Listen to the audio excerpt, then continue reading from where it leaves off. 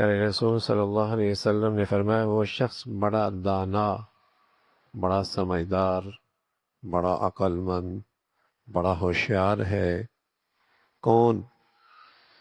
جس نے اپنے نفس کو قابو میں کر لیا اور کل کی کامیابی کے لیے آج کی زندگی کو زینہ بنایا، آج وہ عمل کر رہا جس سے اسے کل کامیابی ملنے والی ہے، یہ شخص بڑا سمجھدار ہوشیار ہے۔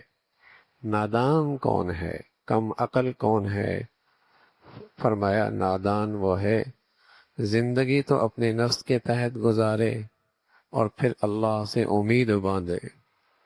زندگی تو خواہشات کی زندگی گزر رہی ہو اور پھر اللہ سے امید باندھے، یہ بڑا نادان ہے۔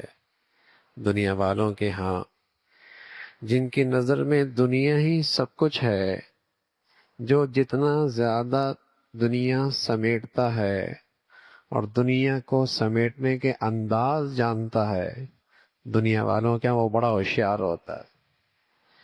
اور وہ ہوشیار ان کی نظروں میں ہونا بھی چاہیے، اس لیے کہ ان کی نظر میں ہے ہی دنیا سب کچھ۔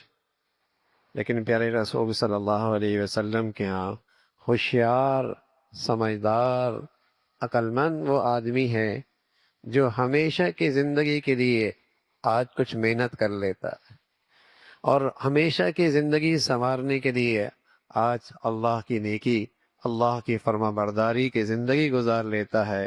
یہ بڑا سمجھدار آدمی ہے، بڑا ہوشیار آدمی ہے، یہ بڑا دور اندیش ہے جو آج سے اپنی کل سنوار رہا ہے۔ حقیقت میں یہی عقل مند ہے۔